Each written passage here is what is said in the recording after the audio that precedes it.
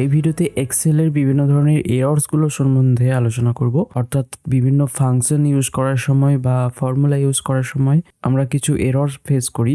সেই এররগুলি কেন আসে এবং সেগুলোকে কিভাবে সলভ করতে হয় সেগুলি আমি এই ভিডিওতে দেখাবো। এর মধ্যে প্রথমেই যে এররটি পাচ্ছি সেটা হচ্ছে এই ধরনের কিছু হ্যাশ চিহ্ন আছে। এই হ্যাশ চিহ্নটা অনেক সময় আসতে পারে, যেমন যখন আমরা কোনো বড় নাম্বার লিখি, যেমন এখানে আমি একটি বড় নাম্বার লিখেছি কিন্তু সেই নাম্বারটি সেলের উইথের সাথে ম্যাচ করছে না। এই কারণে নাম্বারের বদলে এখানে হ্যাজ লেখা চলে আসছে। এই এররটা কিভাবে আমরা সলভ করতে পারি? এটা অ্যাকচুয়ালি কোনো এররই না, এটা জাস্ট কলামের উইথটাকে যদি আমরা বাড়িয়ে দিই সঙ্গে সঙ্গে এখানে নাম্বারের জন্য জায়গা চলে আসবে এবং এর ফলে আর এরর দেখাবে না। এটা নাম্বারের ক্ষেত্রে হতে পারে অথবা কোনো ডেটের ক্ষেত্রেও হতে পারে। যখন আমরা ডেট এন্টার করি তখন যদি ডেটের জন্য সাফিসিয়েন্ট কলাম উইথ না থাকে তখন এই ধরনের হ্যাজ লেখা চলে আসে। কলাম উইথটাকে একটু বাড়িয়ে দিলেই আবার লেখাটি স্বাভাবিকভাবে চলে আসবে। পরের এররটাই দেখে নেব। পরের এরর হলো ডিভাইড বাই জিরো।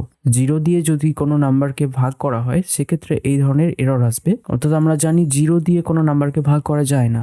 যখন আমরা জিরো দিয়ে কোনো নাম্বারকে ভাগ করব তখনই এই ধরনের এরর আসবে। যেমন এখানে ফর্মুলাটা আমি যদি দেখছি যে 4কে 0 দিয়ে ভাগ করা হচ্ছে, তাই এখানে এই এররটি আসছে ডিভাইড বাই জিরো। এটা সলভ করতে হলে আপনাকে 0 বাদ দিয়ে অন্য কোনো নাম্বার দিয়ে ভাগ করতে পারেন। যেমন আমি এখানে 2 দিয়ে ভাগ করছি, সো এখানে অ্যান্সার চলে আসবে। নেক্সট যে এররটি আছে সেটি হলো হ্যাজ নেম। যখন কোনো ফর্মুলার মাঝে আমরা কোনো টেক্সট লিখে দেব, যেমন এখানে 4-এর সাথে যোগ করা হচ্ছে এবিসি নামের একটি টেক্সট, সো একটি সংখ্যার সাথে একটি টেক্সট তো যোগ হতে পারে না, তাই এখানে এই এররটি আসছে। সো এখানে আমাদেরকে টেক্সটের বদলে একটি নাম্বার দিয়ে দিতে হবে, যে কোনো নাম্বার আমি এখানে দিয়ে দিচ্ছি এবং সঙ্গে সঙ্গে এররটি ঠিক হয়ে যাবে এবং রেজাল্ট চলে আসবে। নেক্সট এররটি হলো নাল।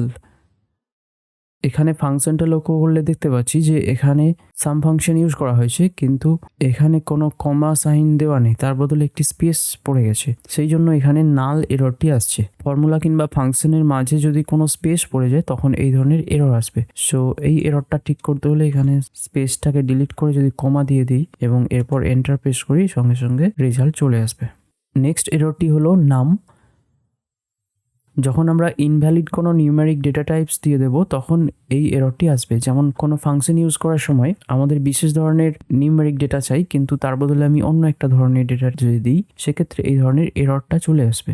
যেমন এখানে এসকিউআরটি ফাংশন ইউজ করা হয়েছে এবং এখানে -16 লেখা হয়েছে। এসকিউআরটি অর্থাৎ স্কোয়ার রুট মানে বর্গমূল বের করা হচ্ছে, কিন্তু নেগেটিভ নাম্বারের বর্গমূল বের করা যায় না, কিন্তু এখানে নেগেটিভ নাম্বার দেওয়া হয়েছে তাই এখানে ওই এররটি আসছে। সো এখান থেকে নেগেটিভ নাম্বারটা ডিলিট করতে হবে। এখানে যদি 16 লেখা হয় এবং এন্টার প্রেস করা হয় তাহলে তার বর্গমূল অর্থাৎ স্কোয়ার রুট 4 চলে আসবে এখানে। নেক্সট এররটি হচ্ছে রেফারেন্স এরর। এখানে সেল রেফারেন্স যদি খুঁজে না পাই সেক্ষেত্রে এররটা আসে। যেমন এখানে আমি একটি নাম্বার লিখছি, 15 লিখলাম, এখানে এটা আছে C15-এ। এখানে আমি আবার ফাংশনটা লিখছি, C12 এর সাথে C15 যোগ করছি। এখন C12 এর সাথে অর্থাৎ এই 45 এর সাথে C15 অর্থাৎ 15 লেখাটি যোগ হয়েছে এবং এর ফলে এখানে 60 রেজাল্ট আসছে। এখন যদি এই সেলটা ডিলিট করে দিই, আমরা সেল ডিলিট করার জন্য সেলটা সিলেক্ট করে জাস্ট ডিলিটের ওপর ক্লিক করে দেব এবং সঙ্গে সঙ্গে এখানে রেফারেন্স এরর চলে আসবে। অর্থাৎ কোনো সেল রেফারেন্স দিয়ে যদি ক্যালকুলেশন করা হয় এবং তারপর যদি সেল রেফারেন্সটাকে ডিলিট করে দেওয়া হয় তখন এই ধরনের রেফারেন্স এরর আসে।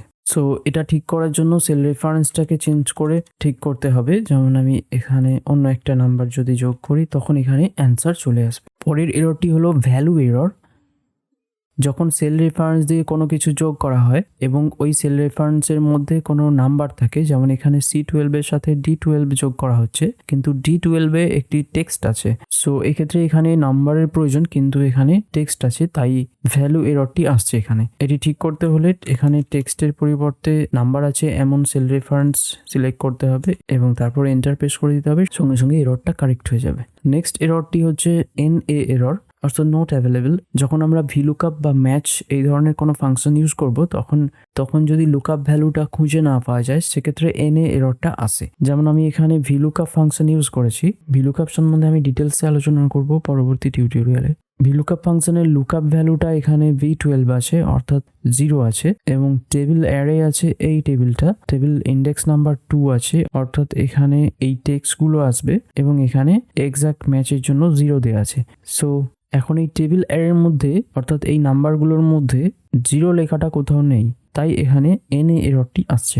যদি আমরা এখানে 0-র পরিবর্তে অন্য কোনো নাম্বার যেগুলো এখানে আছে সেই নাম্বার দিই, যেমন আমি এখানে যদি 45 দিই, তাহলে সঙ্গে সঙ্গে এখানে রেজাল্ট চলে আসছে। 45 এর পাশে যে লেখাটি এবিসি সেটা এখানে চলে আসছে। আবার যদি অন্য কোনো নাম্বার দিই, যেমন আমি যদি 55 দিই, তখন এখানে এনএ চলে আসবে। অর্থাৎ ভিলুকআপের যে লুকআপ ভ্যালুটা সেটা যদি রেঞ্জের মধ্যে না থাকে তাহলে তখন এখানে নট অ্যাভেলেবল এররটি চলে আসে। আবার এখানে 20 দিচ্ছি এবং সঙ্গে সঙ্গে পাশের টেক্সটটি এখানে চলে আসবে। মোটামুটি এই এররগুলি এক্সেলের মধ্যে আমরা দেখতে পাই। আজকের ভিডিওটি এখানেই শেষ করছি। আশা করছি ভিডিওটি আপনাদের ভালো লেগেছে। ভালো লাগলে ভিডিওটিতে অবশ্যই লাইক করে দেবেন এবং বন্ধুদের সাথে ভিডিওটি শেয়ার করে নেবেন। আর চ্যানেলটি সাবস্ক্রাইব করা না থাকলে অবশ্যই সাবস্ক্রাইব করে নিন।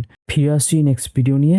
নেক্সট ভিডিও দেখার জন্য ডান দিকের ভিডিওটিতে ক্লিক করুন এবং এক্সেলের সম্পূর্ণ প্লেলিস্ট দেখার জন্য বাম দিকের প্লেলিস্টে ক্লিক করুন। ধন্যবাদ, ভালো থাকবেন।